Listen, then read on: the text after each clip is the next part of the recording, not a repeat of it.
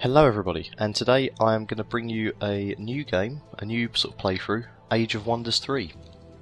So I got this game on release, I pre-purchased it, and I haven't put too much time into it. I've put just enough in to sort of know very basic mechanics of the game and stuff, so I thought that it would be good for me to start up a new series alongside Banished. Banished won't be going anywhere, and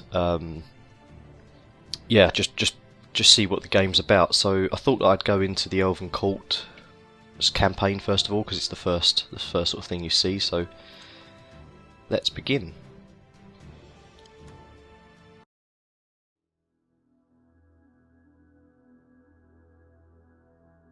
The Wheel of Ages turns, set in motion by two opposing powers preparing for war. The Commonwealth, humanity's greatest empire, spreads to every continent. Emperor Leonis promises to reward ambition regardless of race, creed, or descent. The Empire's machines roll forward, bringing wealth to those willing to crush all opposition. The Elven Court will not submit. It is our duty to protect Athla, so that the wonders of our world will never fade. My name is Sundren, and this is my journal. Okay, so we've got quite a nice sort of map look here. We are the Elven Court, I assume, and we're no doubt going to be put up against the ever-growing and mightier-looking Commonwealth. Let's just go straight in. My father is King Saradas, once first Stormlord of the Dark Elves. My mother is Julia, former Queen of the Wood Elves. Their passion reunited dark and light souls, restoring the High Elves.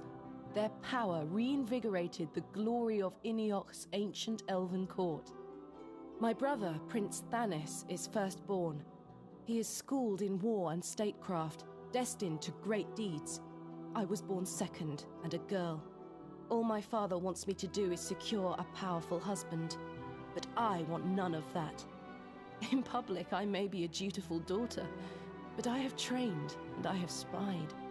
I will be more than just a princess. In the court, envoys come and go. Everyone talks of war. Many flock to the banner of our Elven Court, seeking refuge from the human-run Commonwealth with their technologies of metal and smoke. My grandfather, Inioch, was king when the High Elves last ruled. Then the humans came and murdered him. The elves' hearts were broken in two. Inioch's daughter, my mother, pursued healing, leading the Wood Elves, while his son, Meandor, chose vengeance, leading the Dark Elves. While we fought among ourselves, the humans grew in power. Then came the shadows to consume us all. For the first time, the world stood as one. Victorious, leaders of all races joined together to form the Commonwealth. My mother guided them, but one by one the mortal founders died. Their children forgot their forefathers. In 2 generations, they sought gold over virtue. My mother's dream of harmonious equality died. The Dark and Wood Elves withdrew from the Commonwealth, turning to each other for survival. My parents' love was their catalyst. One midsummer eve, those broken elves gathered for a night of sacred unification. Bodies and souls joined, performing a mystic ritual we call the Mending. My brother and I, the first of a new generation, were born thereafter. The High Elves had returned. I found an opportunity to escape my gilded cage when Thanis was sent to negotiate with the Commonwealth at the Council of Origins. I slipped out amongst the entourage and joined my brother. Thanis thinks war can be averted, but during my nightly spying I have overheard even our trusted allies lusting for power. These lords would sell their own families for an advantage in the impending conflict. Though a warrior, Thanis favors peace. He repeats my mother's words: diplomacy is essential to prevent war. I fear they are too late, and history favors the one who strikes first. The council is to be held at the Pool of Origins. It is a sacred place where leaders go to settle disputes. It is guarded by a wise orc named Gamblag. His powers ensure envoys can attend the council without fear of violence.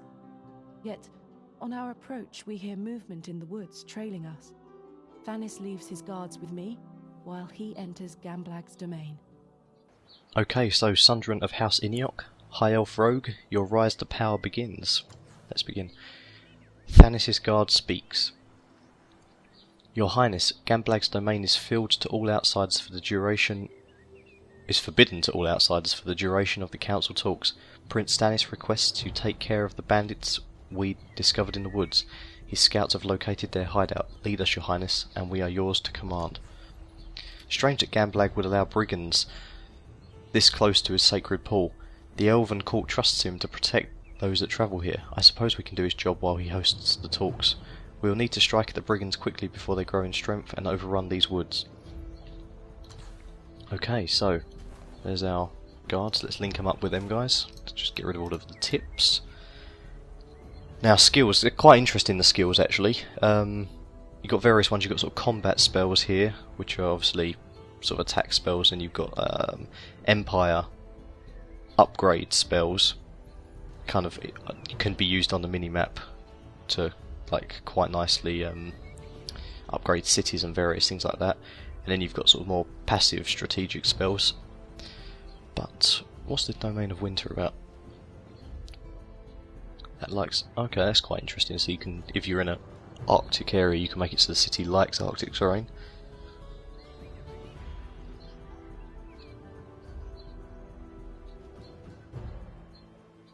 Okay, so that might be good first of all. Scout training. All irregular units receive +1 vision range. Let's do this one first. Increases the spell casting points, which is this 20 out of 20 that you see up here. So we've got to get rid of all of the brigands. Let's head down here. A stash of mana. +84. Can't complain. Let's end turn. Can't move any further. Okay, so we should... there's a first set of enemies there. Let's remove these guys.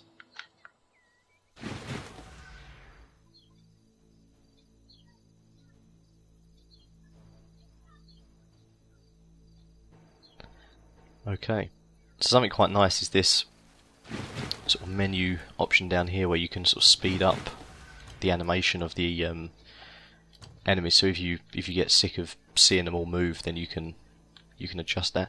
So let's have a look through the units that they've got. Right, light crossbow, yep, shoots a light crossbow, and light crossbow.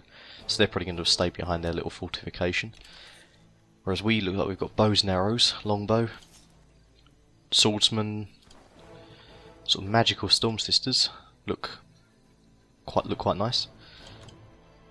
Oh yes, that's quite interesting because you've got a bit of information down here as well about the characters and stuff, a little bit more sort of history and about them. So that's quite nice. You've got some more swordsman type things, but they look like they're a bit of a different type. More sort of pikemen than swordsman, really. And then you've got some more longbowmen, and of course Sundren, who is our sort of champion, who we cannot have die. If we die, then we have to... well, at the moment we'd have to restart the entire mission again because we don't have a throne city. But let's take these guys forward. Can they do an attack on anyone? Nope, not yet. How about now? Yep, 2 attacks. So what happens in terms of the attacks is that if we're in the green region, that's kind of like one move would be within here, and then we can attack 3 times. In the yellow region, that's like classed as like a second movement point, so it means that we can only attack twice. And in the orange, we can only attack once because we've used like 3 movement attacks. So if we move to the yellow one, we should be able to hit these guys for 2 times, 4 to 6 damage 2 times. You see, so let's do that. Okay, not doing a huge amount of damage, but it's early days yet.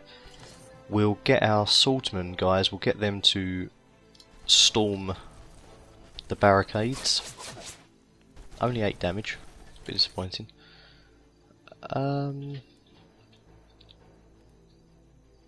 Let's get them to storm those ones. 9 damage. They should take them down next time. Right, the Storm Sisters, move them 1 forward, and they should be able to hit, yep, 3 times, because we were within the green region. And They can't do a lot because they've got a line of sight penalty because we've got to shoot over the barricade, plus they've got a range penalty for the distance, so they're only going to do 2 to 4 damage, but it does it 3 times. So, let's see, 3, 3, and 2, so didn't get any 4s in there, but these guys have nearly gone down anyway. We've got our main leader. Now, main leaders can sort of do these spells, and this is where the 20 out of 20 casting points comes from, which we're trying to increase with our strategic spell on the large map. She's also got this different attack here, but we won't be able to do anything with this because everyone's out of range. So, but we can use our spell, so let's see what she's got. So, well, first of all, Rain of Poison Blades. Rains down armor-piercing blades covered in poison, deals 12 normal damage and 8 poison damage to target enemy, deals an additional +2 damage against armoured units. Moving target. Target friendly unit gains +8 armour for the next 2 turns, so that's quite interesting. Attempts to blind target enemy unit. If it fails, the unit is hindered instead. Blinded units cannot target units or objects more than 1 hex away until the end of combat. Hindered units have minus 50% movement for 1 turn. Okay, well, let's use the Rain of Poison Blades to get some extreme damage down on someone. Let's do it on these guys, because what I want to do is break through the barricade. It's end turn, break through the barricade. Then we won't be able to do anything that turn, but then afterwards we'll be able to get 2 people round behind. So it'll just speed everything up a little bit. Right, let's get our archers. They should be able to attack again 3 times. 1, 2, 3. Very nice indeed. Alright then. Again, hopefully this will kill these guys. And this will be very unlucky. No, it can't fail now. Beautiful. Right, they've gone. These archers again, 3 attacks. He'll take down that now. They'll take that down. So let's just skip to the next one. Let's do. In fact, can we do another? Oh, we can. Oh, there's no need. We'll just rain poison barbs down on them, and it's over. Battle complete. Okay, so Thanis congratulates you. Well done, sister. They will not trouble anyone anymore. The talks are not bearing fruit at all yet. I don't like it. Most lords do not seem inclined to even listen to us. I'll try to find out what their true motives are. Thank you, brother, and good luck with that. However, it seems I am not finished yet. It appears that a number of brigands were not accounted for, and there are many tracks leading south. There is a high elf village there, Eldates, which may be in danger. Okay, so we attacked the Independents and won. Hunt bandits complete. Take reward, what do we get now? Okay, Emerald Band of Ruggedness, strong dual item, 60% blight protection. Okay, that's quite interesting because we have a blight weakness at the moment of 20%, so if we put that on, we now have a protection of 60% as well as a weakness of 20%, so I'm not sure what that would overall mean as a stat. We've also got this upgrade area here, but we haven't leveled up yet. You can see here we've got 18 out of 50 experience, we're level 1. And all your other troops as well, they will level up, but you don't actually get to level them up physically, you just see them in battle level up and they'll probably just do better overall stats. So we've got a treasure chest here, let's get this. 234 gold and 99 mana, that's pretty damn good. And let's move along here, make our way to Eldates. End turn. Oh god, what's happened here? Just set off a load of bombs? Sundren, this treachery will not go unanswered. Your brother has broken the peace by attacking one of my guests, Izu. Thanis fell in the attempt, just as rebels you incited against me have fallen. I have raised their villages as a lesson to others. Their blood is on your hands. Man, so he raised them pretty damn quick, didn't he? Thanis, no, my beloved brother, dead? Why? There is no rebellion, and there was no rebels in those villages. You murdered innocent people, and Thanis would never be the first to attack. Surrender or suffer. Your lies cannot sway me, rogue.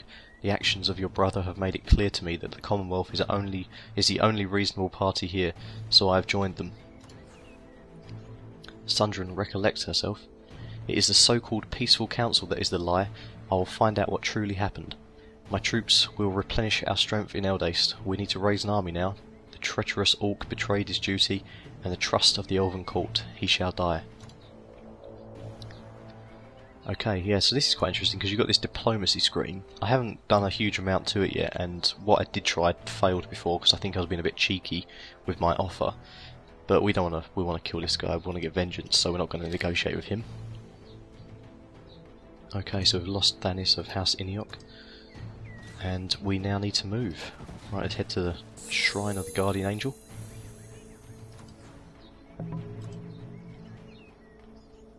Okay, so yes, these are quite interesting. So, bestows visiting units with Holy Champion for 4 turns, and fully restores their health. It adds plus 10 knowledge when located within your domain. So this is what I find quite interesting about this game. So all these things give you little bonuses, I think, when you step on them normally. But if you have it within your sort of city domain borders, it will also give you plus 10 knowledge, which is this little candlestick up here, which is used for the research of the skills that we just sort of done earlier. So let us move and attack these guys. Okay, some more scoundrels, led by a human assassin with a bit more health, 50 health, same as good old Sundren. Let's go into this. Let's see if we do any good on this one. Slightly more threatening this time. They don't have any cover to go behind, so they must be a bit stronger because they'll probably come out and just attack us directly. As we see. Ah, I see. More crossbows. Didn't do a lot of damage against them. Just made them angry. And here come the assassins. Right, so this person mustn't die. That's the main objective of all of it. We can move that forward and do 4 to 6 arcing shot damage times 3. Well, that was pretty good. 555. Storm Sisters. 3 to 5 times 3. Bit of ranged penalty.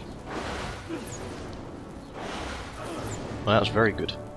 Upper end. See, look, they just leveled up there. We don't get to physically see that, I don't think. See, it doesn't even say it's level 2. Oh wait, tier 2? Yeah, tier 2, okay. What are these guys? These are tier 1. Okay, yes, that basically says, but it just costs more gold to sort of run them because they know that they can extort more money out of you because they're just generally better. Let's get some damage on these guys here. Oh, nearly took them out in one go. In fact, I think we could probably take out the... We won't be able to take the assassin out. 11 to 17. Should I take the assassin out? Yeah, let's do a lot of damage on him first of all, and then I think I could be able to... He probably will be able to retaliate here. Nope, alright, he's gone. And these guys are now tier 2 as well. No, they're in tier 1. Not too sure what's happening with that tier stuff in that case.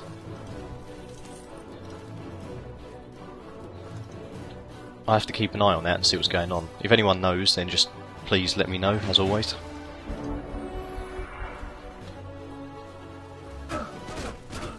Okay, so a little bit of damage, but the retaliation kicks in. Oh, won't be able to retaliate this time. Oh, they just died. I don't get how these people do so much damage to my horsemen. So we're out of range for them. Seems a bit of a waste to do this though.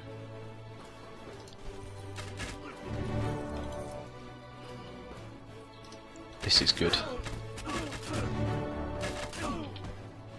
That's quite a lot of damage off there. High elf swordsman. Let us see if we attack him for times 2. He's going to be able to retaliate and get us. Maybe I can finish him off with this. It's possible. Ah. Actually, I tell you what. If I march these guys in here, they'll kill him. These guys surely can't kill this character. No, no way. Okay, so it's done. Finito. The city thanks you. Thank you so much, Your Highness. These were no normal bandits. They have been harassing us persistently for a long time now, getting more aggressive every time. We suspect they are supported by Gamblag, as he does nothing to stop them. We are exhausted and weakened. Could we ask you to protect this city with your forces and leadership? Of course. Now that we have a foothold here, it's time to think about our next step. Gamblag has closed off the teleporter, but there is a way through the mountains east of Eldates. I can order the city to build some troops while I go east. He will pay. Okay. Make your way to Eldates is complete. So find a way in. We need to get Gamblag. I need to find Thanos' body to give him a proper burial, and the pool is part of the ancient heritage of the High Elves. It needs to be retaken. We need to go east and find a way in. Okay. So this is now our throne city. We have what looks like another troop here, High Elf Longbowmen. Lost something in one of our last battles, I think, so we send them to be with us. What is this? An ogre, 66 out of 66, and a boar, 36 out of 36. Interesting. Right, so inside our domain now we have a great farm, so it adds plus 100 population when located within your domain. We've got this one here, which gives plus 10 gold per turn, I believe, when located within your domain, and we're going to get another one of these very soon here, and hopefully it'll expand enough to encompass this when we get rid of the independents, the ogre, and also maybe it'll expand this far. Not 100% sure how far they expand. I think that's right. Actually, I've just seen here, in fact let's end turn first of all. I've just seen here actually there's a cartographer's map, so that shows us a little bit more of what's going on. So this is a bit of a, what's this thing? Little mushroom thing, butterflies. Cloak and dagger researched. Okay, so we finished upgrading that, so we've now got 30 cost up there. Now we've got 20 out of 30, so I'm not sure if that goes up next turn or if we have to do something to increase that ourselves, so I'll have a look at that in a minute.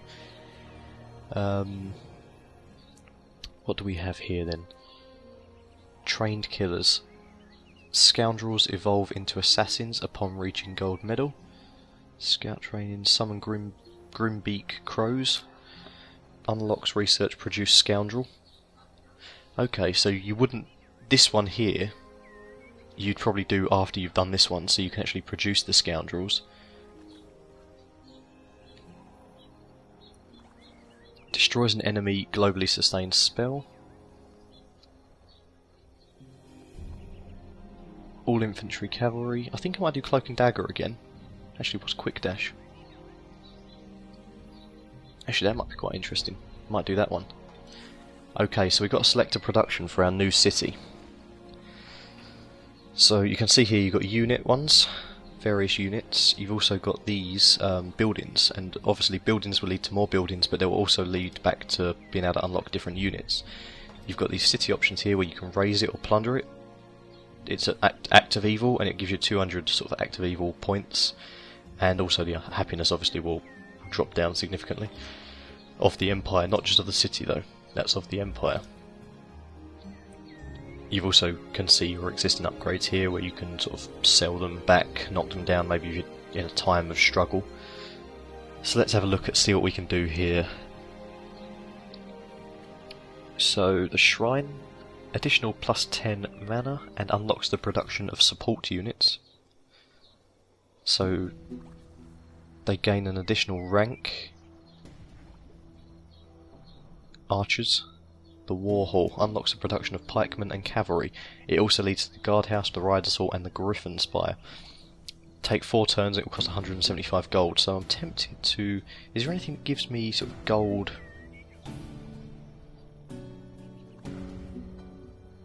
Okay, unlocks the production of class specific units for this city depending on empire upgrades.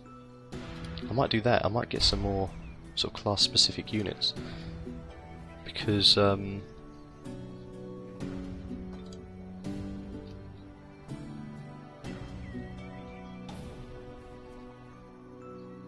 Holy Champion, what does this do? Deals an additional plus 5 fire damage against undead and devout units. Okay, that's interesting.